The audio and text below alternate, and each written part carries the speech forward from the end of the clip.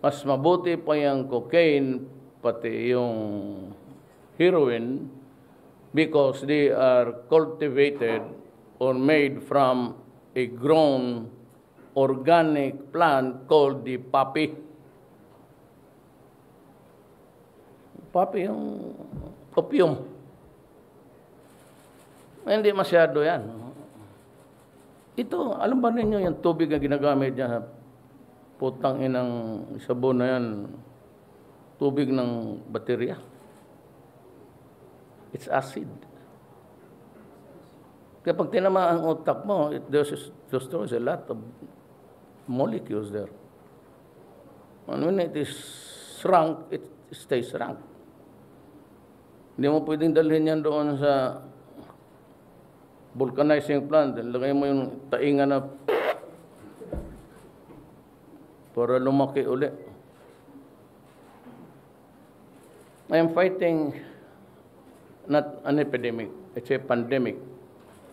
When you reach something like 600,000, hundreds of thousands of Filipinos, these guys must be crazy. Here's one crusading lady who's even herself led a very immoral life, taking his driver as her lover. And, you know, I'm not sure now. I have to, yung lahat ng ATM ng intercept, punta sa driver niya. Para maur niya ang driver niya. Ginawaan niya ng bahay. At ngayon yung driver niya naging hook rin sa drugs because of the close association. But we are sure that he received a huge amount of money. I am not sure kung yun ang ginastos nitong gagang ito sa eleksyon. Sino pa bang iba?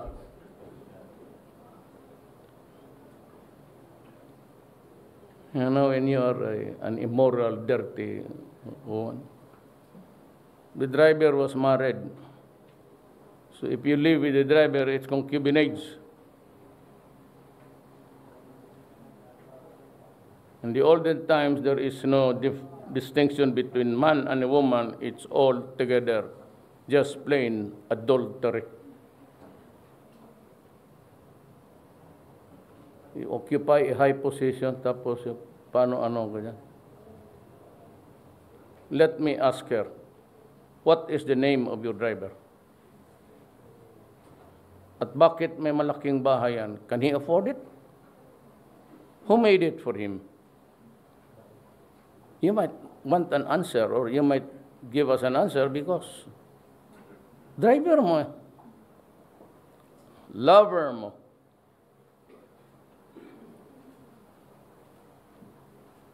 Tapos you have the goal asking people about bullshit ng bihana. Kasi nakaposturing, what do you mean? Anong pagtingin mo sa amin? Bobo. Human rights, genocide.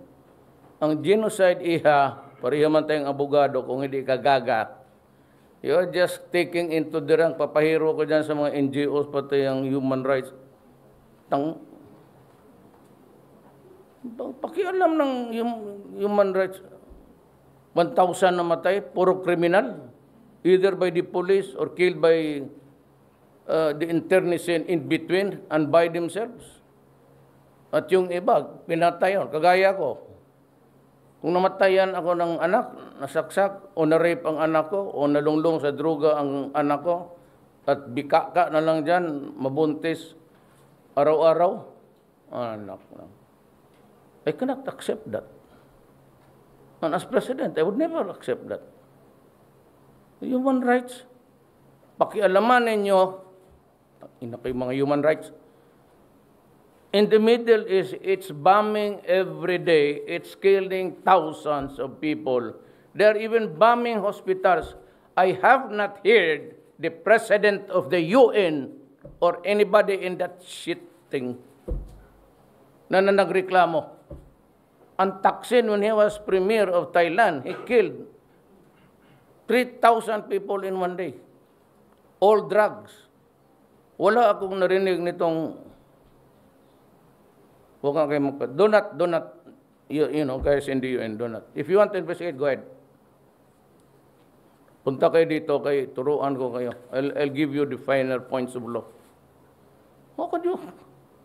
Genocide. Genocide is you kill indiscriminately. Because of a race, by reason of race or creed, religion.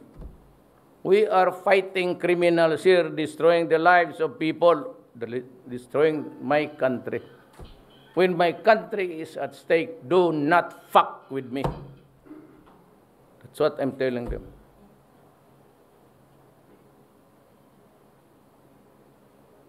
Any question? Sir, iimbestigahan niyo ba yung sinasabi niyo na? So you just sit down there. If you're comfortable sitting down, just sit down there. Thank you, sir.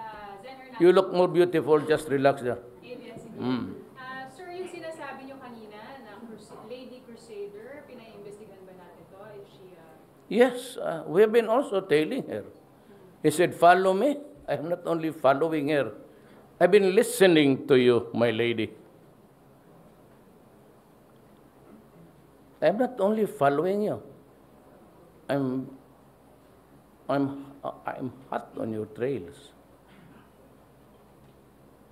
so these are, Well, kung magsabi ka na killer itong mga taga-gobyerno, which is really an insult, so you get an insult also. You get to attribute a lie to us, then I'll tell the public about the truth of you. Ano, what you can do, I can do 10 times better. Parang gano'n yan. I will produce to you a tape. Many, many years ago, there is this crusading lady of the human rights went to Davao. Just before entering the room where there was this investigation, he blurted out in front. Pag nakakita ng media, umiikot ang mukha eh. Nag-iiba ang anyo. Totoo. Puntahan mo ngayon, abangan mo, paglabas niyan, pag nakita yung glaring lights, tapos yung cameras, nag-iiba ang anyo ng, akala niya, she is the conscience of the country. And she blurts, I will prove to you in this investigation that Duterte is connected with the DDS, Davao Death Squad. Siya yung head. Putang ina mo, hanggang ngayon naghihintay ako niyan. But at that time, you libeled me, you slandered me. I kept quiet because you are a lady. Sumubra ka na, well, maybe you won on the platform of human rights. Ang bugok namang Pilipino naniwala sa iyo. Yung bumoto lang rin sa iyo. Hindi naman lahat eh. sir, ang tanong daw Susan Enriquez from GMA7. Sir, can you name the lady government official, sir? I can, because, you know, that's a part of my duty. Okay man ako. You want to know the name? De Lima.